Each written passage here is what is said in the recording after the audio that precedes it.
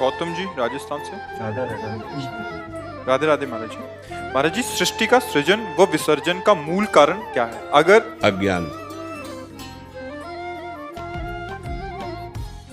एक शब्द, स्वप्न का सृजन और विसर्जन क्या कारण? आप जानते? प्रश्न तो बहुत उच्च कोटि का कर दिया। आप केवल आपसे हम प्रश्न करते हैं कि जो स्वप्न होता है उसमें क्या होता है? जानते हैं इस विषय? स्वप्न तो देखा होगा, क्या होता है? असली नहीं होता। असली नहीं होता ना, तो झूठा ही होता ना, तो उसी को तो अज्ञान कहते हैं। तो भगवान शिव बोल रहे हैं, उमा कहूं मैं अनुभव अपना, सत हरि भजन जगत सब सपना। एक शब्द में है पूरा अज्ञान।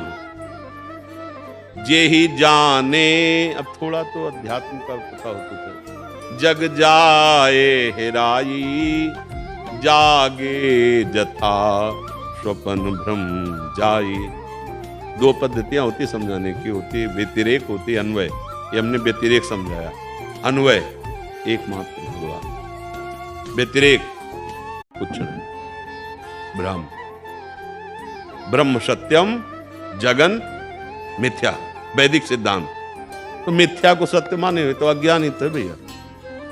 वो एक परम तत्व ही अपने आप से अपने आप में रच रहा है, अपने आप से अपने आप में पालन कर रहा है, अपने आप से अपने आप का विनाश कर रहा है। अब उसे हम जब प्रगट इतिहास रूप में गाते हैं तो भगवान नारायण के नाभि कमल से ब्रह्मा का प्रादुर्भाव हुआ, ब्रह्मा की भ्रकुट से रुद्र का प्रादुर्भाव हुआ, फिर ब्रह्मा के द्वारा मनुष्य स्वरूपा प्रकट हुए, फिर ये सृष्टि ऐसे पूरा इतिहास लिखा हुआ है। लेकिन पूरी सृष्टि अविद्या जो हमें नानात्व दिखाई दे रहा है, सत्य एकमात्र भगवान में।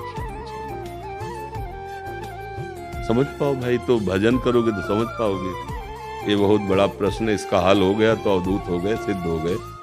इस प्रश्न का हल हो जाने को तो समझते हो, सिद्ध हो गया, भगवत प्राप्त महात्मा हो गया। नाम जप करो, करते हो नाम जप? नाम जप करो और गीता या भागवत का स्वाध्याय करते रहो। करते थोड़ा? सुना था मैंने यूट्यूब पे। हाँ चलो, सुनने से भी भक्ति हो जाएगी। पर अगर आप कृपा करके प्रार्थना मानो तो एक अध्याय या एक श्लोक ही सही रोज स्वयं पढ़ा करो। गीता जी ले लो, पूज्य स्वामी श्री राम सुखदास जी महाराज ने जो टीका की, बहुत सरल, बहुत एकदम प्रकार। और महापुरुषों ने किया है। होता ना कि भाई मिठाई तो पूरी रखे, अपनी पसंद क्या है, तो हमें दूध वाली बर्फी पसंद है। अपने लोगों को बहुत सरल करके स्वामी जी महाराज ने, पूज्य स्वामी, नाम सुना है? अभी समझी। अभी अच्छा बहुत बड़े महापुरुष हुए हैं पूज्य स्वामी श्री राम सुखदास जी महाराज। तो अगर आप कभी ऐसी कृपा करना, पढ़ने का मन हो, इतनी मोटी है, एक श्लोक का अगर रोज अर्थ पढ़ोगे तो आपको सब कुछ पता चल जाएगा। धीरे धीरे नाम जप करते रहो और किसी एक शास्त्र का स्वाध्याय करो और सत्संग सुनते रहो, तो धीरे धीरे पता चलेगा। आदमी जग जाए तब उसको लगता है स्वप्न झूठा है। स्वप्न में तो नहीं लगेगा ना क्यों झूठा है, क्यों? जब जग जाए तो आप थोड़ा जगिए, जब आप जगेंगे तो आपको समझ में आ जाएगा। पर ये बड़ा दीर्घ स्वप्न है, बड़ा लंबा स्वप्न है। अगर इससे जग गए तो आप भगवान के स्वरूप हो गए। आप भगवान को नहीं प्राप्त हो गए, भगवान के स्वरूप जानत तुम्हें हो जाए। नाम जप करो, अच्छे आचरण करो, माता पिता बुजुर्गों की सेवा करो, राष्ट्र सेवा, समाज सेवा, इसी से सच्चा ज्ञान प्राप्त हो जाएगा।